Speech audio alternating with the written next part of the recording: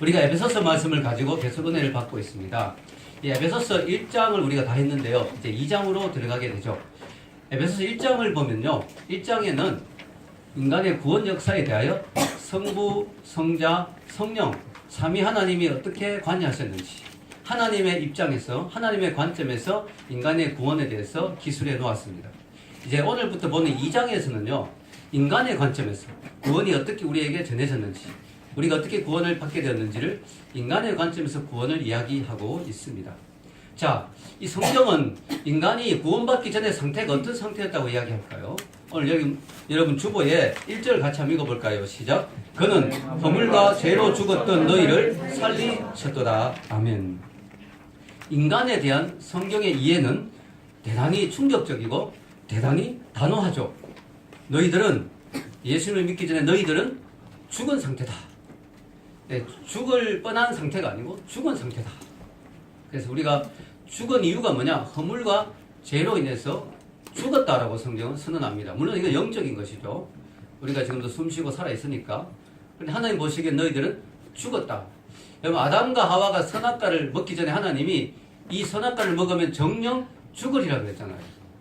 그래서 아담과 하와는 사실은 영원히 살 수 있는 존재였는데 죽게 됐잖아요. 우리가 하나님과 관계가 끊어지면서 우리에겐 죽음이 찾아왔어요. 그래서 누구나 죽게 됐습니다. 죽지 않는 사람은 한 명도 없죠. 우리는 하나님 보시기에는 죽은 존재다. 그래서 그런 이야기 있죠. 백설공주는 어떻게 해서 죽었느냐? 뭘 먹고 죽었느냐? 독사과를 먹고 죽었습니다. 대답하는 데 아니고 나이를 먹어서 죽었습니다. 네, 백설공주는 독사가 먹었지만 살아났지만 결국 늙어 죽었어요. 우리 인간은 다 죽는 거예요. 어떤 사람은 조금 더 오래 사는 사람도 있겠죠. 어떤 사람은 태어난 지 얼마 후에 죽을 수도 있고 어떤 사람은 천수를 누리고 살 수도 있고 그러나 죽습니다. 그래서 여러분 인간은 화병에 꽂혀있는 꽃과 같다. 화병에 꽃이 꽂혀있는데 싱싱하잖아요. 향기도 나잖아요. 그러나 그 꽃은 사실은 죽은 꽃이다. 왜냐?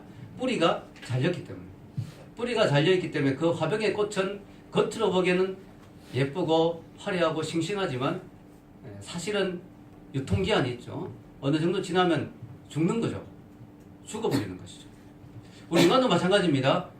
일찍 죽는 사람도 있고 나이 들어서 죽는 사람도 있지만 하나님 보시기에는 시간을 초월한 하나님 보시기에는 그 인생이 결국은 죽음이라는 것 앞에서는 똑같다는 거죠. 죽은 인생이다.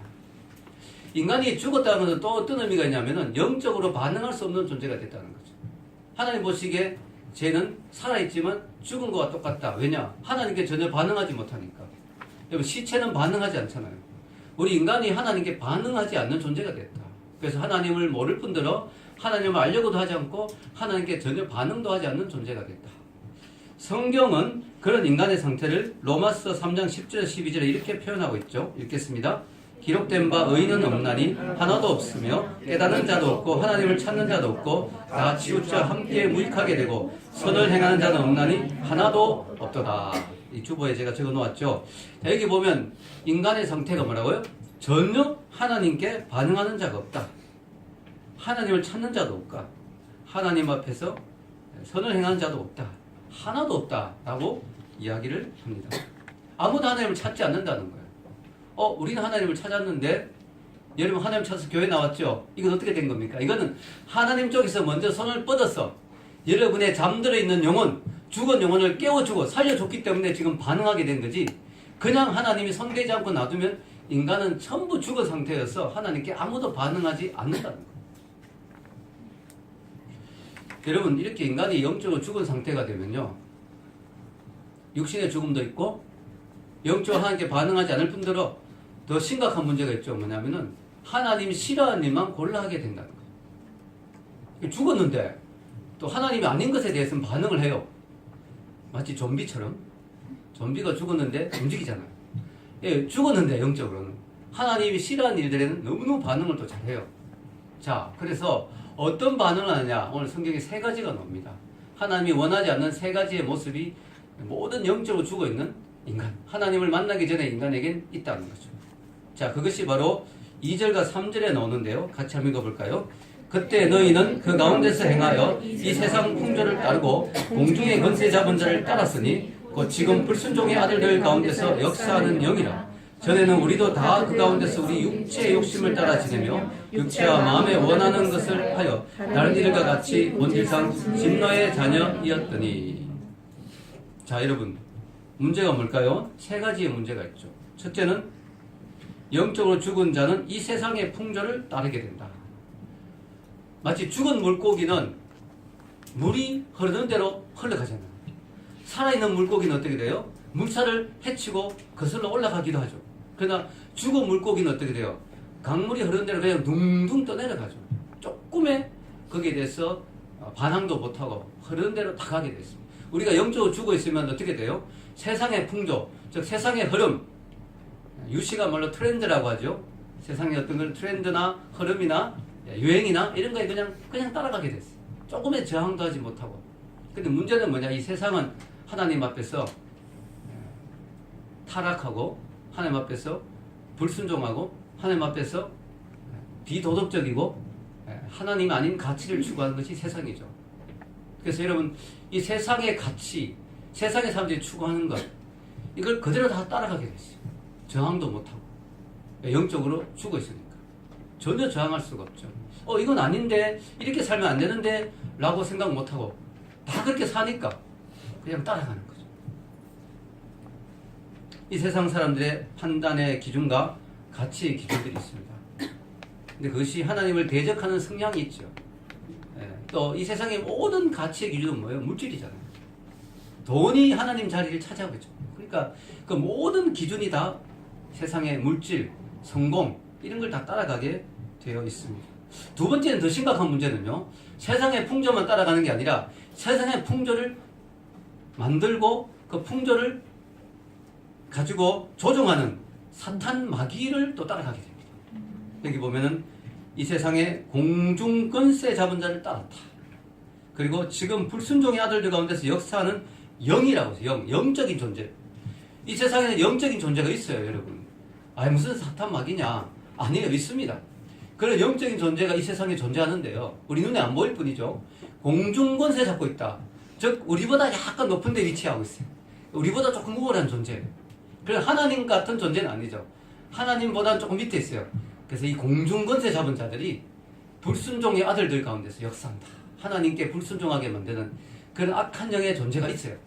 그걸 우리가 알게 모르게 따라가게 된다는 거예요. 죽은 존재가 되어집니다. 하나님께 반응하지 못하고 영적인 이런 안 좋은 것에는 반응하게 되는 거죠.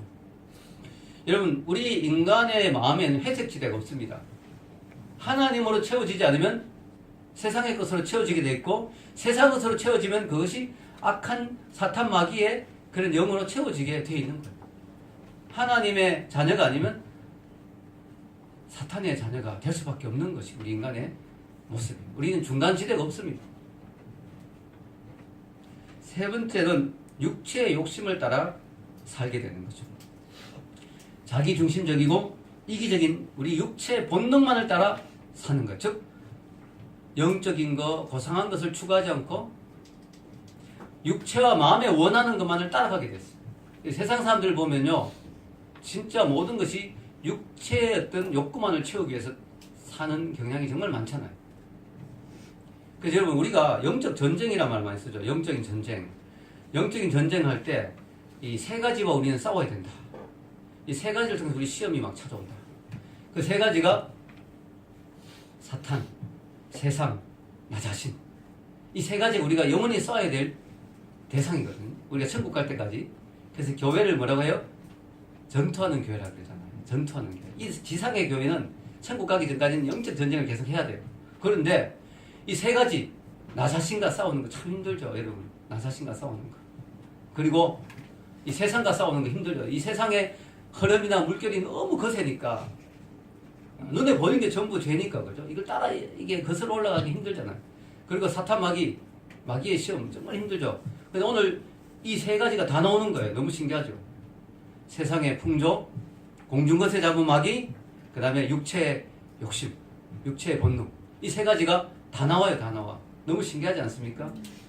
그래서 우리가 이 허물과 죄로 죽은 존재가 되면 이 세 가지에 대해서 전혀 저항하지 못하고 속수무책으로 당하게 된다. 그럼 어떻게 되느냐? 하나님이 싫어하는 일만 골라 하게 됐죠. 하나님 원하지 않은 삶만 골라서 살게 됐습니다. 그렇기 때문에 하나님이 그런 사람을 보면 진노하시게 되죠. 그들의 죄가 너무나 심각하니까 하나님은 공의로운 분이니까 죄에 대해서 심판하지 않을 수가 없잖아요. 그래서 어떤 일이 됩니까?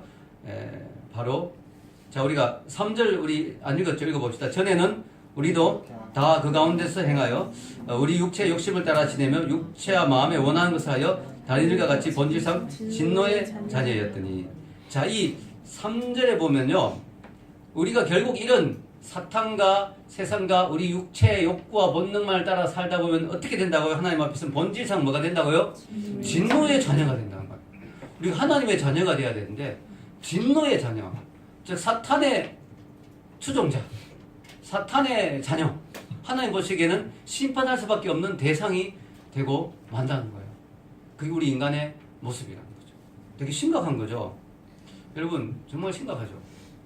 유대인들은 하나님의 백성이니까 괜찮겠지. 근데 바울이 지금 유대인인데 우리가 이렇다는 우리가 유대인도 포함되는 거예요. 유대인이 들으면 되게 기분 나쁠 거예요. 우리는 본질상 하나님의 자녀라고 생각했는데 너희들도 별 수 없다. 너희들도 별 수 없다. 예수님을 믿지 않으면 하나님 제대로 안 믿으면 다 진노의 자녀가 될 수밖에 없다. 여러분, 여러분의 운명이 심각합니다. 예수님을 믿기 전에 운명이. 우리 바깥에 하나님 모르는 사람의 운명이 심각해요. 우리가 계속 전도하려고 하는 이유가 너무 심각해요, 상태가. 왜냐면은 그냥 이렇게 살다가 죽으면 어떻게 돼요? 하나님의 진노의 대상이 되는 거예요. 하나님의 심판의 자리에 가면 다 영적인 멸망, 영원한 지옥이 기다리고 있는 인생이 다 되는 거죠. 너무 심각하지 않습니까? 착하게 사는 사람도 많은데요. 아닙니다. 조금 착할 수는 있어도 하나님 보시기엔 본질적으로는 다 진노의 자녀다. 여러분, 독사 새끼가 한강 백사장에 독사 새끼가 있는데 지나가는 사람이 보면서 이 독사 새끼 그래서 돌로 쳐 죽였어요. 근데 독사 새끼가 죽어가면서 하는 말이 이거예요. 난 너무 억울해요. 난 한 번도 사람을 문 적이 없어요. 그러니까 여러분, 독사 새끼는 사람을 한 번도 문 적이 없어도 날 때부터 독사예요. 왜냐? 그 안에 독을 품고 있거든. 독버섯은 작은 독버섯, 새끼 독버섯도 결국은 어린 독버섯도 독이 들어가 있어요. 독버섯이니까. 우리 인간은 날 때부터 아담의 범죄를 해서 죄를 지을 수밖에 없는 그런 본질을 가지고 태어났어요. 그래서 우리는 본질상 진노의 자녀예요. 너무 심각한 거죠, 이게. 우리의 미래는 암울합니다. 이대로 살다가 죽으면 암울합니다. 왜냐? 죽어버리면 그만이지. 우리 이렇게 생각하기 쉬운데 아니에요. 죽고 난 뒤에 영원한 심판이 기다리고 있어요. 하나님의 진노가 기다리고 있어요. 심각한 것이죠. 그래서 사람들은 이런 문제를 해결하기 위해서 나름대로 여러 가지 활동을 하죠. 종교 행위를 한다든가 선행을 한다든가 또 구제와 자선을 한다든가. 근데 문제는 뭐냐? 우리가 그렇게 조금 착하게 산다고 해결되는 문제가 아니라는 거예요. 왜? 본질상 진노의 자녀니까. 본질이 안 변하고는 그냥 스타일을 좀 바꾼다고 되는 게 아니라는 거예요. 마치 뭐와 같으냐면은 연탄은 날 때부터 시커멓다. 그래서 여러분 연탄을 열심히 씻어보세요. 깨끗해집니까? 안 돼요. 연탄을 가지고 열심히 씻어도 안 깨끗해요. 왜냐? 본질상 시커멓게 나왔기 때문에 연탄은. 본질이 안 변하면 안 돼요. 여러분 연탄을 확 태워버리면 본질이 변해가지고 하얀 색깔이 되잖아요. 우리가 본질이 뭐가 확 뒤집어지지 않으면 우리는 그냥 조금 착하게 산다고 하나님의 심판을 벗어날 수 있는 게 아니에요. 그래서 여러분 이 복음이 필요합니다. 복음이. 왜냐하면 이 복음이 왜 필요하냐면 사람이 그냥 조금 착하게 살면 해결된다면 괜찮겠죠. 근데 그게 안 된다는 거예요. 그래서 복음이 필요하다. 하나님이 개입해 주셔야 됩니다. 왜냐하면 하나님 인간을 만드신 분이니까 인간의 본질을 바꾸시는 분은 누구예요? 하나님밖에 없어요. 아멘? 하나님 외에는 인간의 본질을 바꾸시는 분이 없어요. 도덕 선생이나 훌륭한 멘토나 그건 안 되는 거예요. 하나님만이 우리 인간의 본질을 바꿀 수 있는 거예요. 하나님이 개입해 주셔야 돼요. 인간의 문제는. 근데 하나님이 뭐가 답답해서 개입하겠어요. 왜냐하면 하나님은 심판하는 자리에 있는 분인데 심판하는 분이 뭐가 답답해서 우리에게 우리의 본질을 바꾸는 그 힘든 작업을 하시겠습니까? 근데 하나님이 하셨을까요? 안 하셨을까요? 하셨어요. 안 하셨으면 우리는 답이 없기 때문에 이런 이야기 할 필요도 없는 거죠. 하셨다는 거야. 놀랍게도 하나님이 우리 인간에게 오셔서 우리 인간의 문제를 해결하기 위해서 오셔서 하나님이 엄청난 값을 치르고 그 인간의 문제를 본질적으로 해결해 주셨다는 거예요. 그게 오늘 성경의 4절 이하에 나오죠. 우리 한번 보겠습니다. 4절 한번 읽어볼까요? 4절. 긍휼이 풍성하신 하나님이 우리를 사랑하신 그 큰 사랑을 인하여 허물로 죽은 우리를 그리스도와 함께 살리셨고 너희는 은혜로 구원을 받은 것이라. 이게 복음이에요. 이게 복음. 여러분 너무 놀라운 거죠. 여러분 우리 인생은, 우리 인간의 운명은 뭐였다고요? 우리 인간의 운명은 뭐라고요? 본질상 진노의 자녀. 답이 없다. 그런데 오늘 보면은 갑자기 4절에 반전이 일어나죠. 반전이. 뭐냐면 우리를 살리셨다. 할렐루야. 살 길이 열렸다. 살 길이 열렸다. 살리신 이유가 뭐냐? 하나님이 수고로 고생해서 하나님이 너무너무 큰 희생을 치러서 우리를 살리신 이유가 뭐냐? 그 이유는 세 가지에 나옵니다. 그래서 오늘 보면 세 가지 단어가 나와요. 세 가지. 긍휼, 사랑, 은혜. 이 세 가지 단어가 오늘 4절에 나옵니다. 동그라미 해보세요. 긍휼. 긍휼이 풍성하신 하나님. 하나님이 긍휼이 풍성하기 때문에 우리를 살리기로 마음먹었어요. 또 하나님이 우리를 너무나 큰 사랑으로 사랑하셨어요. 그래서 우리를 살리기로 마음먹었어요. 이게 바로 하나님의 은혜예요. 은혜.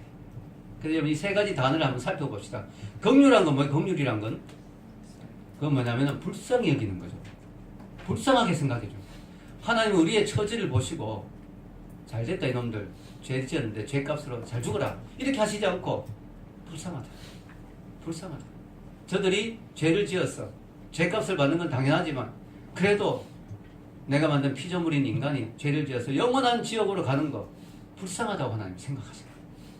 하나님은 긍휼이 많으신 분.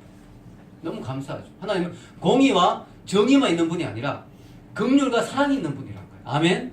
그게 너무 감사한 거죠. 우리 하나님 그런 분이에요. 두 번째 하나님이 사랑이 많으신 거예요. 하나님은 사랑이 넘치는 거예요. 크신 사랑. 하나님의 사랑은 너무너무 커요. 아가페 사랑. 너무 큰 사랑을 갖고 계신 분이 하나님. 하나님 왜 이렇게 우리를 사랑하세요? 몰라요. 부모니까. 그럼 부모가 자녀를 사랑하잖아요. 자녀가 부모에게 와서 아빠 나를 왜 이렇게 사랑하세요? 아빠는 할 말이 없어. 모르겠어. 내 자녀니까 너무 사랑스러워. 아멘? 그냥 사랑하시는 거예요. 사랑. 그것도 우리보다 하나님 먼저 사랑해 주신 거죠. 우리 혜림이가 어릴 때 혜림아 아빠 사랑해? 하니까 혜림이가 그래 그러는 거예요. 왜 사랑해? 이렇게 물어봤거든요. 혜림은 너무 놀랍게 아빠가 먼저 사랑해 줬잖아요.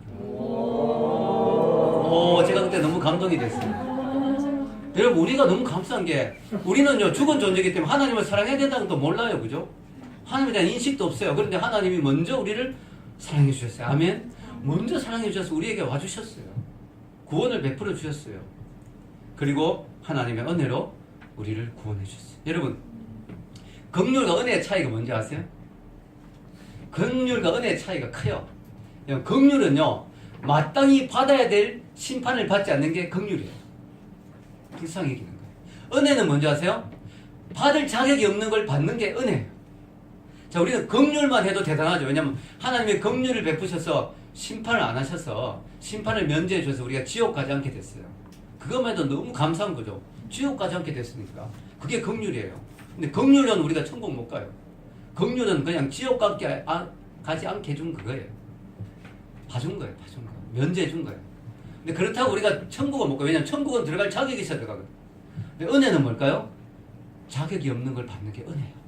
그래서 긍휼만 있었으면 우리는 천국은 못 가요. 지옥은 안 가도 되지만 은혜가 있기 때문에 하나님은 들어갈 자격이 없는 천국에 들어가게 해주신 거예요. 큰 은혜죠. 그래서 Amazing Grace. 아멘. Amazing Grace. 너무나 큰 은혜를 베푸신 거예요.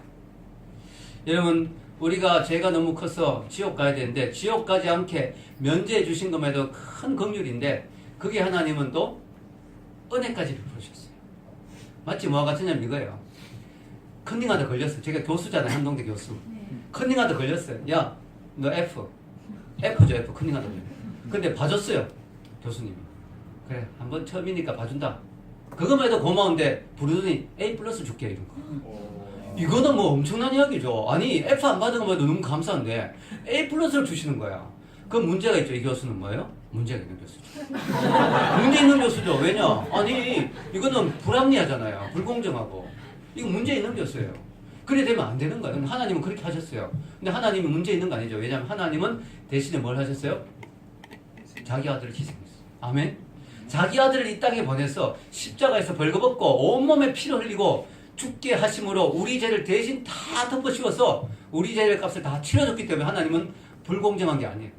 하나님은 말도 안 되는 F를 줘야 되는데 A 플러스를 주는 말도 안 되는 행동을 하셨는데도 하나님이 불의하지 않게 된 이유가 자기 아들을 대신 죽였기 때문에. 아멘. 그게 십자가예요. 그게 십자가. 얼마나 엄청난 이야기입니까? 그래서 오늘 이 말씀에 그리스도라는 단어가 나오죠. 하나님의 긍휼, 사랑, 은혜란 말이 나온 이 4절에 또 나온 단어가 뭐라고요? 그리스도와 함께 살리셨다. 그리스도 때문에 우리는 살아난 거예요. 여러분, 우리가 지난 시간에 공부한 에베소서 1장에 보면 하나님의 그 위대하심 우리가 볼 수 있는 눈을 열어달라고 바울이 기도합니다. 바울의 기도. 바울이 성도들이 지혜와 계시의 영, 그래서 영안이 열리도록, 영적인 눈이 열리도록, 왜냐하면 우리가 죽어 있으니까 이걸 모르니까 영적인 눈이 열리도록 기도하는데, 우리 지난 시간 복습해 봅시다. 영적인 눈이 열리면 세 가지를 깨닫게 된다는 거예요. 첫째 뭐예요? 부르심의 소망. 부르심의 소망을 깨닫게 된다. 둘째, 기업의 영광의 풍성하심. 셋째는 하나님 능력의 크심. 와, 우리 은수 대단합니다. 미국 보내도 이제 불안하지 않겠습니다. 자, 여러분, 우리가 영적인 눈이 확 열리면 이 세 가지가 알게 돼요. 와, 하나님 우리 부르심의 소망이 크다. 진노의 자녀였는데 우리에게 천국을 주셨으니까 소망이 넘치다. 내 삶에 이 부르심의 소망이 크다. 둘째는 하나님의 기업의 영광이 엄청난, 이야, 내가 천국 들어갈 뿐만 아니라 천국에서 하나님의 자녀가 돼 하나님의 모든 영광을 다 상속하게 된다. 이 영광의 풍성함, 그리고 하나님의 능력을 알게 된다. 야, 하나님은 진짜 능력 있는 분이구나. 죽은 예수님을 살리셨어요. 그게 능력이에요. 그래서 20절에 에베소서 1장 20절 지난주에 있는 여기 적어 놓았는데요. 이게 하나님의 능력이에요. 읽겠습니다. 그의 능력이 그리스도 안에서 역사하사 죽은 자들 가운데서 다시 살리시고 하늘에서 자기의 오른편에 앉히사. 아멘. 이게 하나님의 능력이에요. 하나님의 능력은 천지 만물 창조한 데도 하나님의 능력이 나왔죠. 그 만물을 보존하는 것도 하나님의 능력이죠. 그러나 또 하나의 능력이 뭐냐? 죽은 그리스도를 살리시는 능력, 즉 부활의 능력.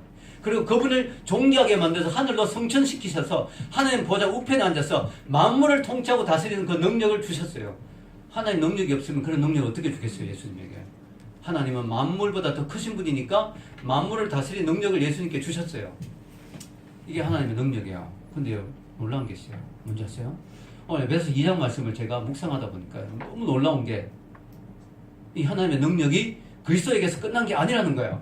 이 능력이 그리스도를 믿는 우리, 그러니까 그리스도 예수를 믿음으로 말미암아 우리와 그리스도가 연합됨으로 말미암아 그 능력이 우리에게까지 미쳤다. 그래서 오늘 에베소서 2장 5절에서 6절에 이런 놀라운 말씀이 있습니다. 읽겠습니다. 허물로 죽은 우리를 그리스도와 함께 살리셨고 너희는 은혜로 구원을 받는 것이라. 또 함께 일으키사 그리스도 예수 안에서 함께 하늘에 앉히시니. 엄청난 이야기죠. 다윗이 사울에게 쫓기는 자가 되었다가 한순간 하나님의 때가 되니까 한순간 다윗이 어떻게 돼요? 사울이 죽으면서 왕이 돼버려서 왕이. 놀랍죠. 신분이 변했으면 신분이. 그전까지는 내일을 기약할 수 없어요. 이 동굴 저 동굴로 피해 숨어 다녔습니다. 언제 사울의 칼에 목이 날아갈지 모르는 그런 삶을 살았던 다윗이 하나님의 때가 되니까 한순간에 왕이 됩니다. 우리도 마찬가지죠. 우리는 진노의 자녀였어요. 언제 하나님의 심판에 우리 목이 날아갈지 몰라요. 언제 우리는 지옥으로 떨어질지 모르는 인생이 우리 인생이었어요. 그런데 하나님의 놀라운 은혜로 예수 그리스도의 그 크신 사랑 때문에 예수를 믿는 순간 우리는 어떻게 돼요? 우리의 신분이 완전히 바뀌는 거죠. 진노의 자녀였다가 뭐예요? 하나님과 함께 그리스도와 함께 살아나는 부활 사건을 체험하게 되는, 영적으로 내가 죽은 영혼이 살아나 버렸어요. 허물과 죄로 죽은 우리가 살아나 버리고 생명을 얻게 돼요. 새 생명을 얻게 되고 또 뭐예요? 함께 하늘에 앉히신다. 예수님과 함께 만물을 통치하고 다스리는 그 자리에 우리가 앉게 된 거예요. 아멘. 그래서 예수님이 만물을 다스릴 때 뭐예요? 교회를 통해서 다스린다 그랬잖아요. 또 이 땅에서도 그럴 뿐만 아니라 우리가 이제 예수님이 다시 재림하실 때 온 우주가 하나로 통일되죠. 그때 예수님이 온 우주를 다스리는 왕으로 등장하시죠. 그때 우리는 주님과 함께 온 우주를 같이 다스린다. 아멘. 놀라운 역사가 이게 하나님의 능력인데, 이 하나님의 능력이 그리스도만 살린 게 아니라 우리를 살리시고 그리스도만 하늘에 앉히신 게 아니라 우리를 하늘에 앉히시는 그 그리스도의 능력이, 하나님의 놀라운 능력이 우리에게까지 미치는 놀라운 역사가 일어났다는 거예요. 할렐루야. 너무 놀라운 거죠. 이걸 알게 되면요, 우리는 정말 감동할 수밖에 없습니다. 근데 재밌는 게 이게 과거형으로 써있어요. 살리시고 일으키시고 앉히시는 게 과거에 일어난 사건. 이 말은 뭐예요? 우리가 지금 이 땅을 살고 있지만 영적으로는 이미 하나님과 함께 예수님과 함께 천국 하나님의 다스리는 통치의 자리에 앉아있는 것과 똑같다. 그래서 우리가 왕같은 제사장이잖아요. 아멘. 우리는 너무너무 고귀하고 존귀한 신분이 된 거예요. 너무너무 놀라운 이야기죠. 그래서 여러분, 마틴 로이드 존스 목사님 같은 분은 이것을 가지고 모든 진리 가운데서 최상의 진리다, 가장 높은 영광이라고 표현했어요. 여러분, 우리가 신분이 정말 놀랍게 변했죠. 놀랍게. 여러분, 이방이라는 게 참 무서운 거더라고요. 거지도 부자 빌 게이츠 같은 백만장자가 거지 아이를 딱 붙들고 너 내 아들 해, 입양시킬 거면 그 순간에 그 아이가 바뀌어버리는 거예요. 거지가 됐다고 완전 백만장자의 상속자가 돼버려요. 입양이라는 게 그렇게 무서운 거예요. 하나님이 우리를 입양시킨 거예요. 우리 하나님의 자녀가 아니었거든요. 우리는 진노의 자녀였죠. 그런데 예수님의 피값으로 하나님 우리를 한순간에 뭐예요? 하나님의 아들로 입양시켜버린 거예요. 할렐루야. 그게 기업의 영광의 풍성함이죠. 자, 여러분, 우리는요 말로 다 감사할 수가 없죠. 왜냐하면 우리가 진노의 자녀로 심판받지 않은 것만 해도 감사한데, 천국 들어가면 해도 감사한데, 천국 구석에만 있어도 너무 감사하죠. 근데 예수님과 함께 온 우주를 다스리는 그 자리에 우리를 앉혀주시니까 뭐 말로 다 할 수 없이 감사한 거죠. 그래서 사탄 마귀가 이 사실을 알게 됐기 때문에 너무너무 미치고 환장하고 바짝 뛰는 거예요. 왜냐면 마귀가 인간을 싫어하는 이유가 뭐냐면 천국에서 쫓겨났거든요. 쫓겨났어. 마귀는 다시는 천국에 못 들어가요. 천국에 쫓겨났어. 근데 인간이 천국에 들어가게 된 거예요. 거기다가 마귀는 천국에도 못 들어간 것마다 억울한데, 인간은 거기 들어가서 하나님과 함께 통치하는 자리에 앉게 됩니다. 천사까지 다스린다고 됐어요. 나중에. 여러분, 우리가 나중에 성경에 보면 예수님 재림 때 우리는 천사까지 다스리는 자리예요. 그러니까 너무너무 존귀하게 높으니까 마귀가 인간을 보면 너무너무 얄미운 거예요. 나는 들어가지도 못하는 천국에 저것들은 들어가게 됐고, 우주 만물을 통치하는 자리에 앉게 됐으니까 얼마나 얄미워요, 인간이. 그래서 마귀는 길을 쓰고 인간을 괴롭히는 거죠. 자, 여러분, 하나님 왜 이렇게 하셨을까요? 하나님의 사랑과 긍휼과 은혜 때문에. 또 하나의 이유가 오늘 7절에 넣어져 있겠습니다. 이는 그리스도 예수 안에서 우리에게 자비하심으로써 그 은혜의 지극히 풍성함을 오는 여러 세대에 나타내려 하심이라. 아멘. 하나님의 은혜로운 분이라는 걸 뭘로 증명할 수 있겠어요? 구원받은 성도들 보면 증명할 수 있죠. 저 죄에 빠진 인간을 저렇게 구원해 주시는, 그걸 위해서 하나님 저렇게 희생하시는 걸 보니 하나님은 진짜 사랑이시구나 하는 걸 드러내기 위해서, 오는 여러 세대에 드러내기 위해서 우리를 구원하여 주셨다. 여러분, 오늘 성경은 이 구원이 하나님의 놀라운 선물이라고 이야기합니다. 선물. 자, 여러분, 선물 받으면 얼마나 기분 좋습니까? 그죠? 선물. 놀라운 선물이다. 8절과 9절 읽겠습니다. 너희는 그 은혜에 의하여 믿음으로 말미암아 구원을 받았느니 이것이 너희에게서 난 것이 아니요 하나님의 선물이라. 행해서 난 것이 아니니 이는 누구든지 자랑하지 못하게 함이라. 아멘. 이런 구절 여러분 읽어놓으면, 또 외워놓으면 좋습니다. 너희는 그 은혜에 의하여 믿음으로 말미암아 구원을 얻었나니 이것이 너희에게서 난 것이 아니요 하나님의 선물이라. 행해서 난 것이 아니니 이는 누구든지 자랑치 못하게 하려 함이라. 자, 여러분, 왜 은혜입니까? 구원이 왜 선물입니까? 이건 받을 자격이 없는데 받게 됐습니다. 우리가 받을 자격이 있어서 받았으면 이거는 당연한 거죠. 이것은 삭시라고 하죠. 일한 만큼, 노동한 만큼 대가를 받는다. 이거는 삭시죠. 우리가 수고하고 노력해서 구원을 받았다면 이거는 당연히 받는 거. 근데 그게 아니고 우리는 구원을 선물로, 은혜로 받은 거예요. 왜냐하면 우리는 받을 자격이 없고 받을 수도 없었어요. 왜냐하면 우리는 영적으로 죽어 있었으니까 하나님의 은혜에 반응할 수가 없었기 때문에 우리가 한 게 아무것도 없어요. 그 은혜에 의하여 믿음으로 말미암아 구원을 얻었다. 하나님의 은혜로 구원을 받았는데 믿음으로 말미암아. 그래서 하나님 쪽에서 하신 건 뭐예요? 은혜를 베푸신 거예요. 우리 쪽에서 한 건 뭐예요? 믿음으로 반응한 거예요. 아멘? 그렇다고 믿음이 공로는 아니에요. 믿음은 제가 전에도 이야기했지만 수돗물 파이프와 같아요. 여러분, 저수지에 물이 가득 있는데 우리 집에 배달되려면 뭐예요? 파이프가 있어요. 파이프가. 근데 파이프는 물이 아니잖아요. 물을 전달하는 통로일 뿐이죠. 하나님의 은혜 자체는 아니에요. 구원에 우리가 한 행위는 아니에요. 그러나 믿음이 있어야 그 구원이 우리에게 전달돼요. 우리가 믿음으로 반응해야 하나님의 은혜가 나에게 적용이 돼요. 아멘? 그래서 믿음은 하나님의 은혜를 우리에게 가져오는 수단이요, 도구요, 통로인 것이죠. 그러나 그것이 없으면 그 구원의 은혜를 받을 수가 없어요. 마치 뭐와 같으냐면 백만장자가 어떤 거지에게 엄청난 선물을 준비해서 내미는데 그 거지가 가만히 있으면 못 받아요. 최소한 손을 내밀어야 되겠죠. 손을 내밀어야 그 선물이 되잖아요. 우리가 믿음으로 반응을 전혀 안 한다. 그럼 그 구원의 선물이 우리 것이 안 되는 거예요. 그래서 예수님이 십자가에서 우리 모든 인류를 위해서 죽어주셨지만 모든 사람이 구원받는 게 아닌 게 그 이유예요. 우리 쪽에서 내밀어야 돼요. 예수님 믿습니다. 나를 위해 죽으신 것을 믿습니다. 아멘. 그리고 우리 쪽에서 마음을 열고 우리 쪽에서 손을 내밀고 우리 쪽에서 그 예수님을 영접하고 받아들여야 되는 거죠. 그것도 없으면은 우리는 구원받을 수가 없죠. 우리가 예수님의 그 은혜를 인격적으로 반응해야 돼. 그게 믿음이에요. 믿음이 다른 게 아니고 하나님이 베푸신 은혜를 우리 쪽에서 인격적으로 반응하는 거, 그게 믿음이에요. 근데 그거 안 하는 사람도 많아요. 여러분 전도해보세요. 끝까지 예수님 안 믿겠다는 사람 많습니다. 끝까지 안 받겠다고 그 구원의 선물을. 난 필요 없다고. 그런 사람 진짜 많습니다. 여러분 선물은 강제로 줄 수가 없어요. 선물은 억지로 줄 수가 없단 말이에요. 내 쪽에서 받아야 돼. 여러분 근데 믿음조차도 내 쪽에서 받는다고 말은 하지만 믿음조차도 은혜예요. 왜냐하면은 여러분 믿을 때 어떻게 믿었어요? 내가 믿으려고 결심하고 믿었어요? 아니면 믿어져서 믿었어요? 믿어졌어요. 어느 순간부터. 여러분 믿는다고 결심해도 안 믿어지면 못 믿는 거예요. 그죠? 교회 나왔는데 열심히 예배를 드리고 목사님 말씀을 듣고 사모님 성경 공부를 듣고 하다 어느 순간에 좀 믿어지는 거예요. 아멘? 네. 여러분 희찬이가 그렇잖아요. 수빈이하고 사귀기 위해서 한번 믿어볼까? 아무리 마음 먹어도 믿어줘야지. 뭐 안 믿어지면 어떡하겠어. 이게 안 믿어지면 못 믿는 거예요. 수빈이 얼굴을 봐서라도 믿어주고 싶은데 안 믿어지는데 어떡해. 그런데 우리 교회 와서 하나님 은혜로 같이 특히 저희 집사람과 로마서 공부를 하다가 어느 순간부터 희찬이가 뭐요? 믿어진 거예요. 아멘?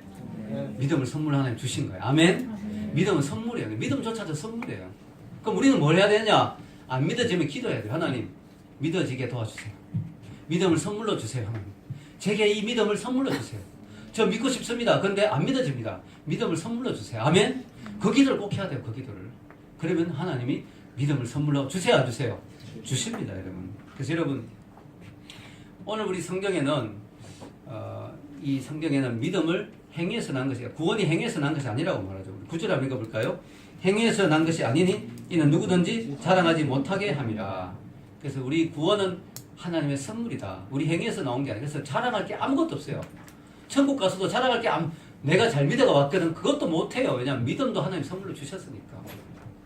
안 믿어지면 어떡할 거야? 믿어지게 해주셨으니까.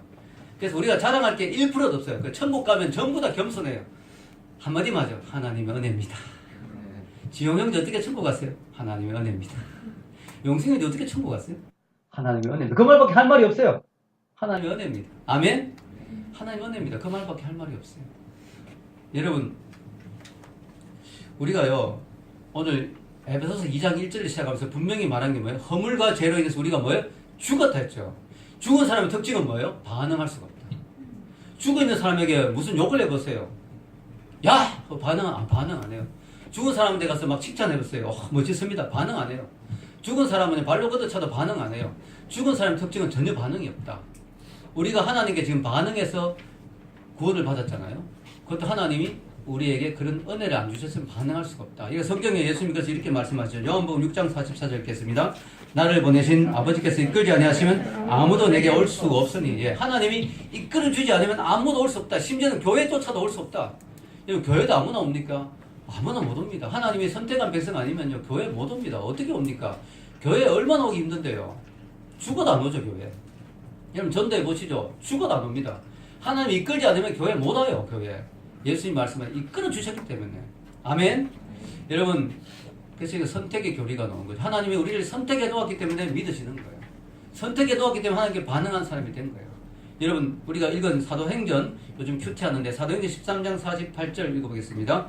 이방인들이 듣고 기뻐하여 하나님의 말씀을 찬송하며 영생을 주시기로 작정된 자는 다 믿더라.